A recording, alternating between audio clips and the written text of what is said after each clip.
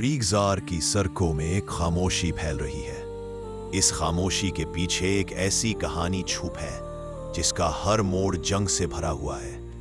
तारीख के पन्ने कई बहादुरों के नाम से सजाए गए, लेकिन एक नाम ऐसा है जिसे दुश्मन भी इज्जत से पुकारते थे, सैफुल्लाह। आज हम उस शख्स की दास्तान सुनाने जा रहे हैं जिसके सामने रोमन और फारसी सल्तनत भी हिलाकर रह गई।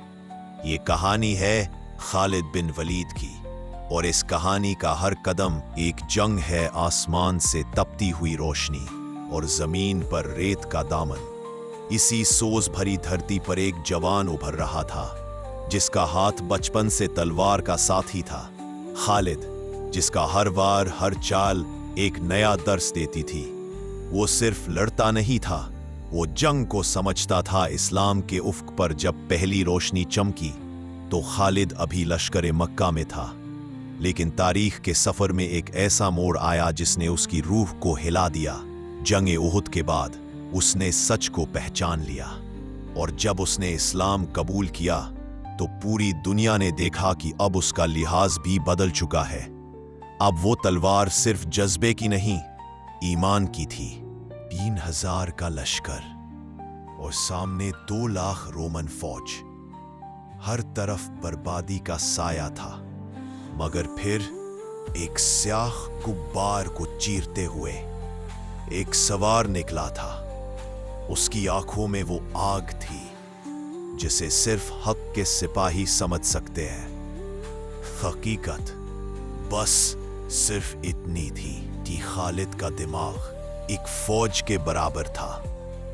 यरमूक की वादियां हों या फारस के दरवाजे, हर मैदान में सिर्फ एक ही नाम की गूंज आती थी, खालिद।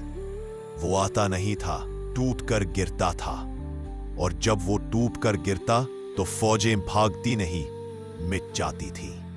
लेकिन तारीख का एक और सख्त इम्तिहान उस वक्त आया जब उन्हें लश्कर की सरबराही से हटा दिया गया, और खालिद का जवाब एक फौज के सरदार का नहीं, एक बंदे मोमिन का था।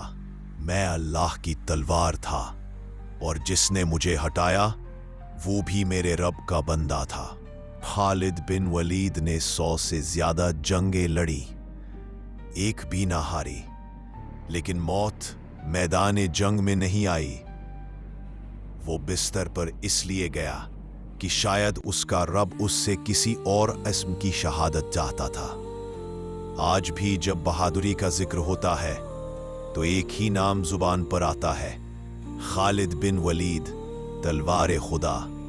ये कहानी सिर्फ जंगों की नहीं, वो ईमान, वो जज्बा और वो कुव्वत है जो दुनिया के सिर्फ एक ही सिपाही में पाई गई, खालिद बिन वलीद। वीडियो पसंद आए तो चैनल को सब्सक्राइब ज़रूर करें, लाइक करें, बेल आइकन दबाएं ताकि हमारी नई वीडियोस आप तक फ़ौरन पहुंच सके। आपका एक सब्सक्राइब हमारे लिए बहुत हौसला अफजाई है। शुक्रिया।